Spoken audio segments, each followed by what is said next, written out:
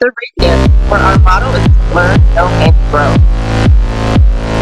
is Cindy, Kimberly, and I am part of Radius. Today we're going to be discussing about Lavar Ball, who is famous former athlete and commentator as well. So this is Martin, and I'm interviewing Martin. Martin's an expert in sports, actually. He's really good at sports. We've seen him a lot of times whenever we have an issue in sports. But I have a question for you. What do you think overall about Lavar Boy? I mean, he's made comments like if you played. Let me give you an example. One, if you played with Michael Jordan one on one, back in the heydays, it would be Michael Jordan. What do you say about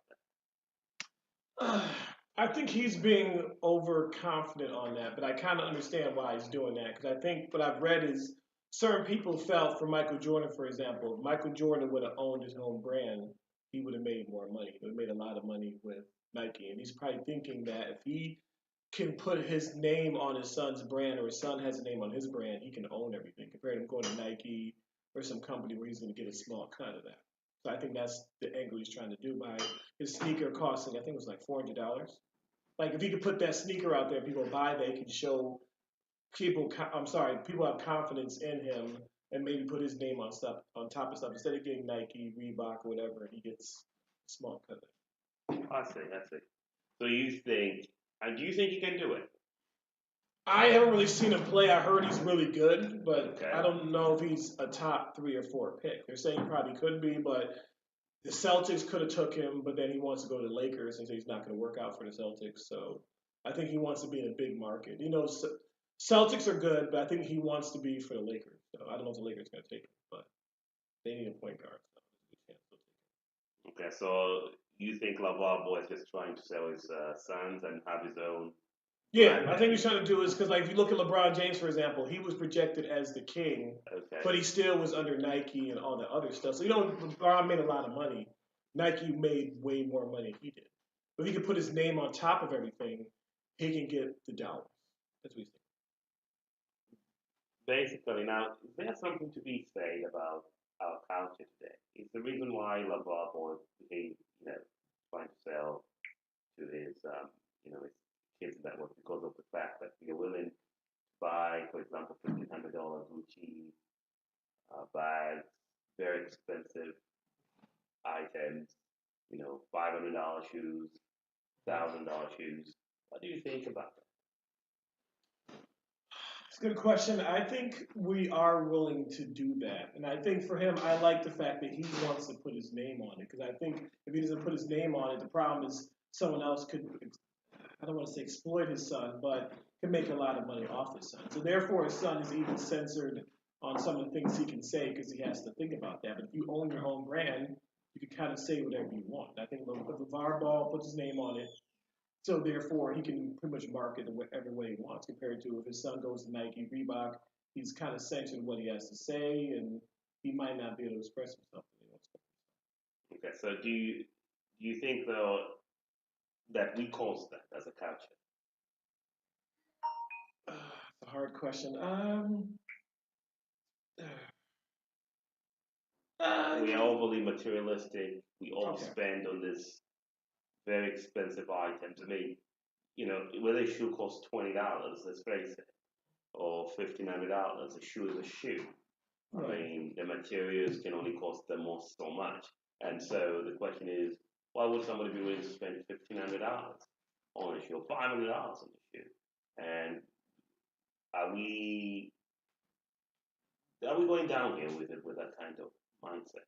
You're producing such an, in my view, such an individual that I mean, I think that's a hard question to ask because I think people are competitive, especially kids. They want to wear what other kids have, or adults want to wear what other kids have. And I think marketing plays a part in that. Especially watch commercials. They always want to play into that. Like they'll say, no one ever buys just Coke. You buy the lifestyle. No one buys alcohol. You buy a lifestyle. You never buy the product itself. So they're trying to use little messages. Say, if you buy this, you're part of this lifestyle. If you wear Gucci, you're part of this lifestyle. You wear Jordans, you're part of this lifestyle. So I feel like the lifestyle behind it is by marketing. So I feel like I don't know how you can really get away from that. A lot of people get into that stuff. So I think that's a hard question to answer. But he had this issue with LeBron tweeting, and yet his whole brand, we spoke about earlier motivational speakers and how you're attracted to what motivational speakers have to say.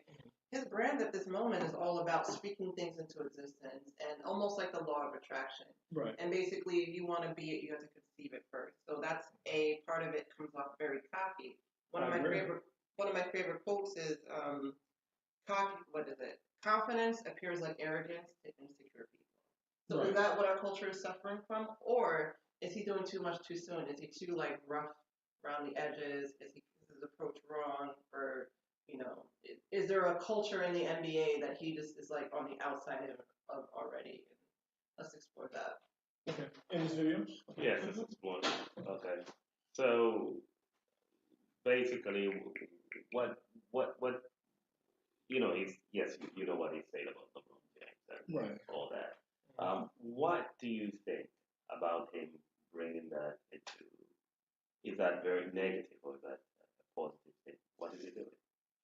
So that's a hard question. I think he wants to be controversial. I think controversy sells, in my personal opinion. I think he sells, he gets a lot of YouTube hits and all that stuff. So I think he's trying to really put a name out for himself and for his son. So people actually check in on it, his son's product or his product. And I think when his son does go in the draft and hopefully goes to the Lakers, that'll even help the Lakers. I think he's really trying to put a buzz out for his son. I think the tough part, some people argue on the other side, is can his son live up to that expectation he's putting for him. But I do like the fact that he's setting the bar high for his son. I think he wants his son to be the best basketball player that he could be. Do you think him criticizing LeBron James about his kids was the right thing to do? I don't think it was the right thing to do, but I think it gets a lot of publicity. I think LeBron would be smart just to stay away from that altogether because he's giving him more fuel to the fire. Was it just a gaffe, or does the media hate him? Hate LeBron or hate? Lonzo Ball. Was it a gaffe? Like, people talk a lot and they make mistakes, or is it like this Kanye problem where everything you say is under a microscope now? I think he did it intentionally. I think everything he's saying I think it's like an intentional strategy to get Alonzo Ball out there. And his other son, too, is pretty good. I think LaMelo Ball, he'll be coming out probably next couple of years. I think he's trying to put that buzz for all his sons to come out there. Kind of like LeBron back in the day where there's a buzz for him. It's not his dad didn't say anything, as I'll say his dad wasn't his life compared to him. But I think there's that buzz for LeBron. I think he's trying to do the same thing, too. Now, it's common, especially when he's at UCLA and said he's with some slow white boys. It's kind of messed up, but that's the way he feels. He feels his son was the best player. Yeah, he felt like his son was the best player on UCLA team. But he felt like the other guys held back because he said it before. My son will win the national championship. I'll say he didn't do it. I think he lost in the second round, but he's going to always. Didn't they win this year though? No, they lost. I think in the second round. He blamed the other kids. So like UCLA has a lot of white guys and his son. UCLA lost. Yeah, I think they lost in his first or second round. He claimed they're going to win the whole thing. They didn't make it. Awesome.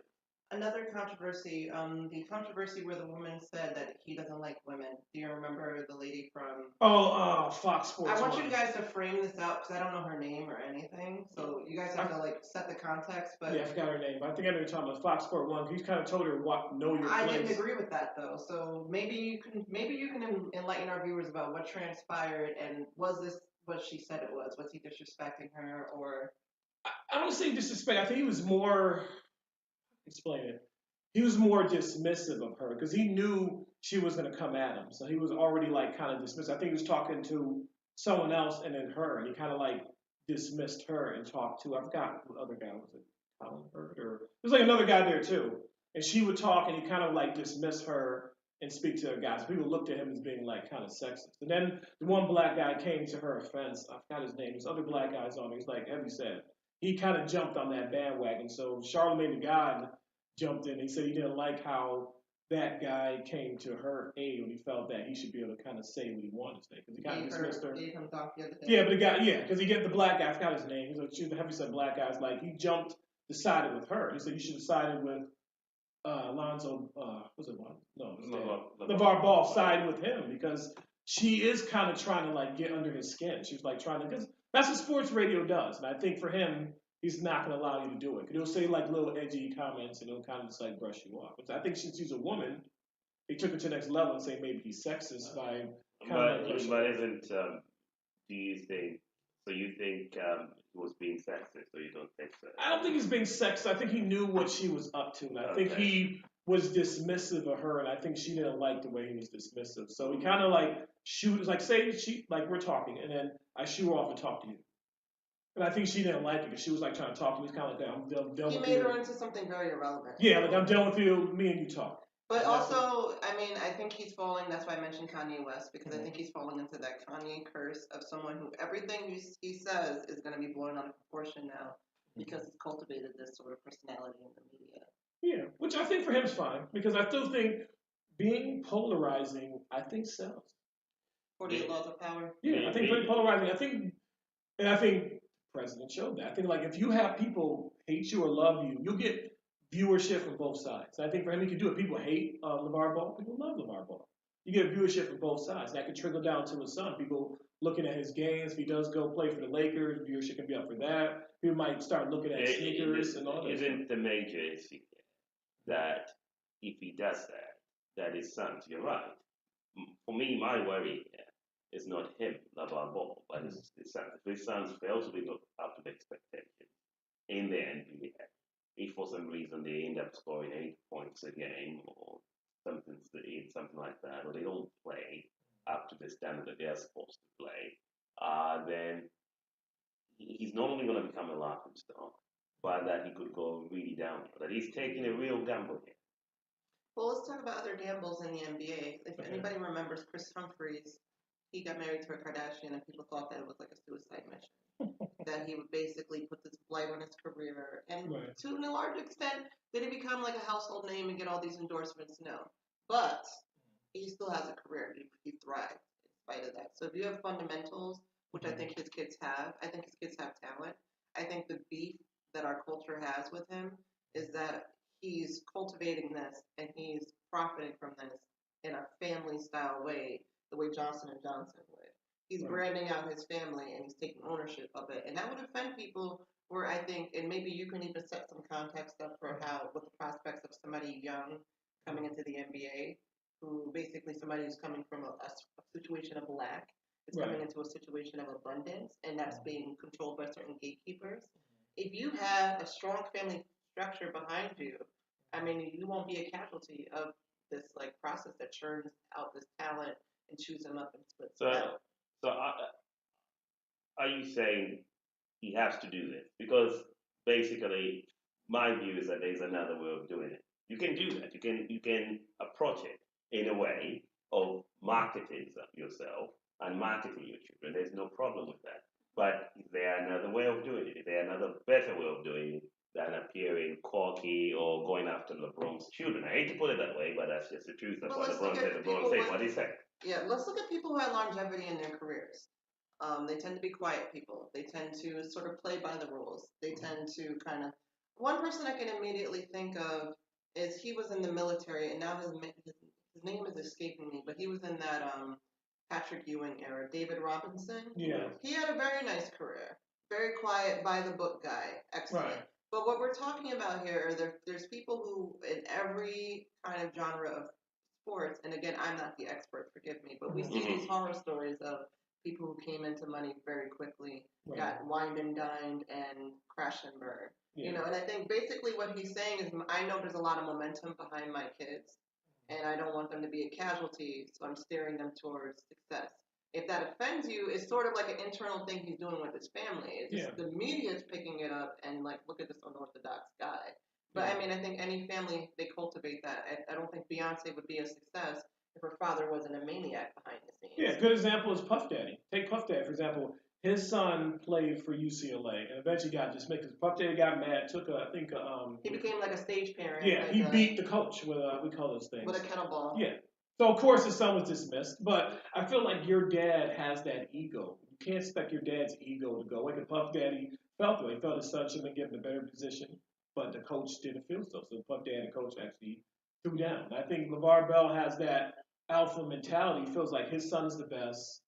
I'm going to put him out there, put that pressure on him, which I think and I don't think he's doing it as but you mentioned an example. I hate to put it this way. You mentioned an example that is really, really bad. Goes and beats up a coach. Right. That's bad. I'm sorry to put it that way, but that's Right. extremely bad. Right. Don't No, you no, think? I understand. So But I so think the it's that. ends justify No, the no, no. means. Okay. No, he's using that example that basically Mhm. parents aren't seen as somebody who should be part of this whole structure. Right. But I think what's going on is that there's a establishment in the NCAA Yeah. in the drafting recruiting talent. It's an Yeah. exploitative situation. Exactly. So he's basically blowing it up that guess what, guys? All you guys that are super talented in basketball, super talented in football and on the rise, Mhm. you have this whole lane now where you can make money for yourself. Because basically the kids can't get endorsements. Right. So you're the super talented kid in your school is like really profiting from you. Right. So what he did as a father is brand out my last name, brand out my family. So now I have this stream of income for my kids. Yeah. Now where people are offended, they feel like it shouldn't be a $400 shoe because you're this rookie. You're Yeah. not Kobe Bryant. You're not LeBron James. Why is your shoe $400? But people fork over in excess of that for Gucci slides all the time. I agree. But the Gucci is this established European brand. And I don't mind people shoe being $400. I don't mind that. I am worried about the means. The ends justify the means in this situation. So I'm saying I want this for my children, so I'm going to do whatever it takes. I'm going to go after LeBron's children because is my he doing ends that or was he definitely. just talking though? No. But LeBron was offended by it, and let's That's say good. that. That's good. I'll tell you why it's good. Because I don't remember. I don't know if you guys in the rap, but I think there's one saying. I think it was 50 Cent said about Jay Z. Jay Z said the F word 50 Cent, and 50 Cent's. You know what? Thank you. That's free advertising. I'm gonna send him a champagne bottle, right? Because think about it. If Jay Z goes to summer jam and there's like 40,000 people, let's say no one ever heard about 50 Cent. And he says F 50 Cent. Don't you think they're gonna Google 50 Cent? They're gonna try to learn about 50 He's Cent. hijacking that. But don't you think LeBron's response, leave my children out of it? But I don't. Oh, well. What you're failing to, what I'm not understanding, and maybe I'm wrong, is I don't think he went on a rampage against him or his children. I think he was talking, and when people get talking, you kind of talk really loosely, and he was just like, how you're on a roll. Okay. He was on a roll, and he said X. I don't think he calculates or But he's thinking then about he LeBron's didn't children. apologize for it. Why should he? Because he's that kind of guy. No. I'm just saying, if he made a mistake, if it was a gaffe, That's outside or of the what realm they of call our it, control. he could have said, "Look, I'm sorry, I regret saying that." But why? That's Because outside of the realm of our control. I'm not desirous of people apologizing. yes, I hate to put it this way. I think on you guys' side, you're playing some sort of a devil's advocate. We're going to defend this position because the ends justify the means. No, I don't think it's the end justifying the means. I think he has some fundamental beliefs. He believes that he believes in success by. But is that right? That's the question. That's what I want to say. That's what I want to discuss. Okay. He has a certain amount of core beliefs. He believes that my children should succeed. He believes I should make them what's the word I want to say? Practice on top of the practice they receive. He's focused in on one thing. And if it was any other realm, he would be a success. But because he's in basketball, where parents should sort of be on the sidelines and so happy that there's money raining down from on high, it's sort of like this. He's hijacking this power struggle. He's become this force in between the people in the establishment and talent. So he's a wedge between them, and they don't like him. He's kind of like the Don King of basketball right now. So he's just like this unfamiliar territory, and it's like they're concerned. Imagine the industry. What is their concern? That they're going to deal with 10,000 more ball families? They don't want that. Right. So they're going to vilify him and demonize him for doing some things that would basically make. Michael Phelps' mom is a maniac, if you've ever seen her in the stands when he's winning. I mean, she's not sitting there reserved and obedient. She wants her son to win. And I think when you have somebody that blindly dedicated to your success, you do succeed. And I think they don't want people to know that. They want people to be quiet and just take what we give you and, get a deal through these authorized people that we think you should get a deal from. How dare you brand yourself out? So it's the audacity of what he's doing that's more offensive. So you think that there is a cabal there trying to get him? I think there's not a cabal, definitely not. I think the establishment, however, does not want to deal with that on a daily basis. Okay. I think they have their reasons. Yes, I mean, my point of view is you can do all that without doing some of the things, the stuff that he said. And I have no problem. But how many LeBron James statements has he made Because I only seen one statement like that, and I seen the altercation with the lady, which, quite frankly, she made it into like you're a sexist all of a sudden. When it really wasn't about her being sexist, it was about her trying to exploit him, and he flipped it. No, that is different. And if you notice, I didn't make a comment on that. Okay. Because because that's different. That's an interview issue, and we don't know what transpired between the two of them. There's a lot of things behind the scenes. But I was just I emphasized LeBron James because LeBron James did state that. He stated, leave my kids out of it. But also, isn't LeBron like the insider? Like he's like the highest ranking person in the NBA to an extent. So that's why you go after him. He's like a parallel person of the establishment. Well, go after him, but don't go after his kids. I don't think he is or wants to go after his children. I think he made an offhanded remark. If I were talking right now and I was just casually talking about... And if you make an offhanded remark, regret it or apologize for it and move on. And we're not opposed to that either. Yeah, no one ever said he should or shouldn't apologize. But my point is I'm not even obsessed about that. Because that was one remark once. He said millions of things and none of them else were like that. So, I mean, I'm just kind of not amplifying that because I don't think that's the role of the media to amplify one remark.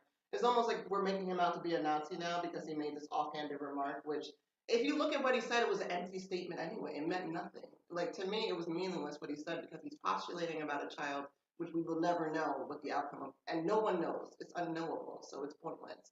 He's postulating because that's his style. It's a law of attraction mentality. It's I'm just talking about, I want my grandchildren and children's children, and I want them to beget children that'll be so great at basketball that they're number one. People talk like that. Muhammad Ali talked like that. It used to tick people off. But I think he acts I think it's self-actualization. I have my views about Muhammad Ali, but we'll talk about that later. I liked Joe Frazier for the reason. But I think you got to do that. I listened to a couple of Mike Tyson interviews, and he said that when he trained with Casamado, he didn't really go over the mental aspect because he knew Mike Tyson could box.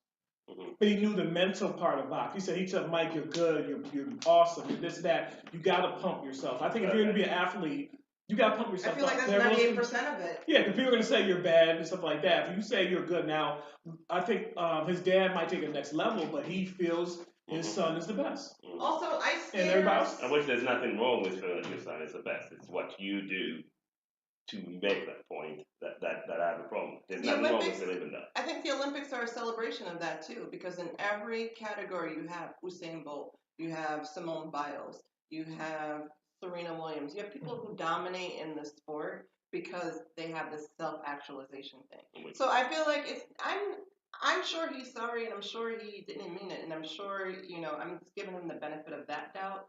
But I think the media is vilifying him for having this self-actualization personality. I think they have something against, as a culture, some guy being like a third-party parallel representative in this whole power structure that is young talent that gets exploited every single day. So if you're somebody who's a buffer between that, you're going to be seen as, oh my gosh, we don't need more of you. And I think that's the dialogue we're having as a country without saying that. I think that's the problem. Okay. Which I mean, I'm never going to endorse what he said about LeBron's child because I don't talk about people like that. It's touchy. You don't say stuff about people's stuff, and I think it's inevitable that if you interview people, if you're mic'd, you'll say something so weird, and it's like you didn't even know you said it. And I think LeBron has to be above it, in my opinion. Just move on. But it's a non-factor. Why are you getting edgy about that? I can see if he said I'm going to attack him. If he makes any comment about your children, let's move on. Because once again, you're giving him more airplay. I feel like just move to say no comment. Just say LeBron. If he says no comment, what do you think his kids are going to think in the future? He has to defend his kids. No, I think you can do that. He has the right to defend his kids. I think he did the right thing. But I don't think we're opening up the floodgates of people insulting LeBron's children. I don't think anybody's going to come for LeBron like that, and I think I think that was the nature of the statement in itself. It's like the David and Goliath thing. LeBron is clearly the Goliath in that situation. All right, we are 22 minutes into the thing, so let's cut this. But thank you very much, Martin. I really do appreciate it. I think y'all should end on a high note, maybe. Yeah. Like in conclusion, what are your thoughts about prospects for people coming into basketball and this whole situation? What are your conclusive thoughts on that? My thoughts on that is I'm fine. I'm fine with the dad wanting his son to do it. I'm fine with the dad being cocky and something because I feel like the NBA or marketing is going to really make a lot of money off this individual. I think maybe if LeVar Ball pulls this off, I think it's going to make other dads more confident to speak up and say my son's the best and potentially do that. So I'm really curious to see how this is going to work out for Okay, LeVar yeah. Ball and his family. Okay, and so at least we agree on that. That cocky, use the word. I agree with him being cocky. At least we agree now that he is cocky, because that was the point I was trying to make. But thank you for the interview. We're gonna have a lot of interviews like this. They're gonna be, especially sports interviews. Of course, we might be on different sides with sports in our sports work.